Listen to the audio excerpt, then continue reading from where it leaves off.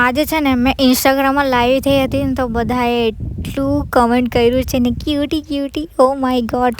અસલી ક્યુટી તો તમે લોકો છો ગાઈસ, તમે લોકો. So hello, good morning guys.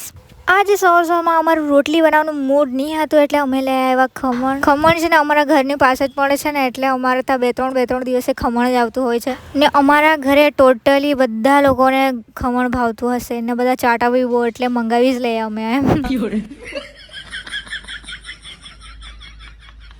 અને અમારે ત્યાં ખમણ જો લાવે તો વઘારવાની જિમ્મેદારી મારી જ હોય. ખબર નહીં એ લોકોને કેમ મેચ સારું વઘાર્યું એવું એ લોકોને. તો ફટાફટ ખમણના પીસ કરી નાખ્યા અને તેમાં મસ્ત વઘાર કરી નાખ્યો.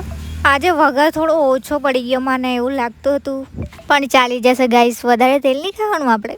તો ખમણ વગેરે પછી એના ઉપરથી નાખી દીધી મેં મસ્ત સેવ અને બાજુમાં મરચાં બી મૂકી દીધા હતા. મરચાં મેં ખામ નહીં, ખાલી એમ ડિઝાઇન માટે મૂકી દે એમ રાખું. અને ખમણ કાંદા વગર અધૂરું છે એટલે મેં કાપવા લાગી કાંદો. બ્લોગ એડિટ કરતાં કોઈ વાર તોતરાઈ જવાતું છે મારાથી.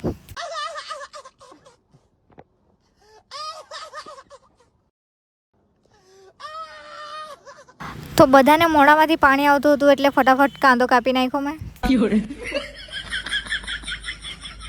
તો તૈયાર છે આપણું ખમણ. તો મેં રાહ જોતી હતી દીદી લોકો ક્યારે આવે ને ક્યારે ખાઈએ. તે લોકો આવ્યા પછી અમે તૂટી પડ્યા બધા ખમણ પર. ખમણ ખાઈને પછી હું આવી હતી બહાર, કેમ કે આજે મેં હેર વોશ કર્યા હતા તે એમ જ લઈને ફરતી હતી ક્યારના. તો મમ્મી બીજું કંઈ કામ સોંપે એ પહેલાં આપણે વાર સરખા કરી લઈએ ને તો આખો દિવસ એવા જ રહી જશે. તમને બી કોઈ વાર કોઈ મસ્ત વાત યાદ આવી જાય તો આવા સ્માઇલ કર્યા કરે ને એકલા જ. મેં બી એવી જ છું. આજે છે ને વાળ ધોવામાં મેં જરા આળસ કરી હતી ને એટલે વાળમાં વધારે પેલું થઈ ગયું છે, શું કહેવાય, હા, ગૂંચ વધારે થઈ ગયું છે. મેં આજે શેમ્પૂ તો લગાવ્યું હતું પણ તેની સાથે આવે તેને શું કહેવાય, હા, કન્ડિશનર લગાવ્યું જ નહીં હતું મેં, એટલે મારા વાળ આજે આવા છે. તો થોડીક વારમાં મેં મારા વાળ સરખા કરી લીધા ને મમ્મી બૂમ મારે છે હમણાં દાળ બનાવવા માટે ક્યારની. પણ મેં બનાવ્યા તો થોડીક વાર પછી જ ને વાળમાંથી જો સ્મેલ આવતી છે એટલી મસ્ત. તે સ્મેલ લીધું એટલી વારમાં આવી ગયો મારી બેસ્ટ ફ્રેન્ડનો કોલ ને તેની સાથે જો અમે એકવાર વાત કરવા લાગીએ તો કલાક સુધી અમે ઊભા નહીં થઈએ, સચ્ચો જ. પછી મેં બનાવવા આવી ગઈ હતી દાળ. ફટાફટ દાળ બનાવી નાખી અને ખાઈ બી લીધું. દાળ ભાત જ ખાધું હતું એમ તો, ને સાથે ખમણ બી ખાઈ લીધું.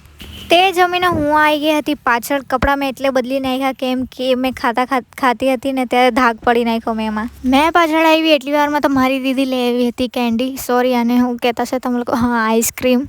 તો આ કેન્ડી છે ને બહુ જલ્દી પીગળી જાય એટલે મેં ફટાફટ ખાઈ લઈને તો પીગળી જશે તો મારું નુકસાન થઈ જશે ગાઈસ. ને આ તો મારી ફેવરેટ આઈસ્ક્રીમ છે, મને બહુ જ ગમે. આઈસ્ક્રીમ ખાઈને પછી ખાતી હતી મસ્ત ઠંડી હવા ખાઈને મેં આવી ગઈ ઘરમાં આવીને 1 રૂપિયાવાળી ચોકલેટ ખાઈ લીધી. પછી થોડીક સાંજ પડી એટલે મને ભૂખ લાગી આવી. હવે બહારનું ખાવાનું થોડુંક ઓછું કર્યું છે મેં એટલે છે ને દૂધ અને બિસ્કિટ હતું ને તે જ ખાઈ લીધું. હવે દૂધ અને બિસ્કિટ મને એમ જ હાથથી ડૂબાડીને ખાવાનું નહીં ગમે એટલે મેં બિસ્કિટ જ એમાં ડૂબાડી નાખી. ને તમે માનશે નહીં પણ એ બહુ જ ટેસ્ટી લાગતું હતું, સાચું જ. પછી તે ખાઈને હું આવી ગઈ હતી પાછળ આવીને મેં થોડી વાર થઈ લાઈવ અને લાઈવ થઈને મને બહુ જ મજા આવી ગઈ, સાચું જ. હું હવે થોડા દિવસમાં લાઈવ થતી રહેવા એટલે તમને બી ગમે મને બી ગમે. લાઈવ થતા મારી મમ્મી આવી ગઈ હતી પાછળ એટલે હું આવી ગઈ આગળ લાઈવ થવા માટે. આગળ આવીને મેં કરવા બેઠી મારો વ્લોગ એડિટ.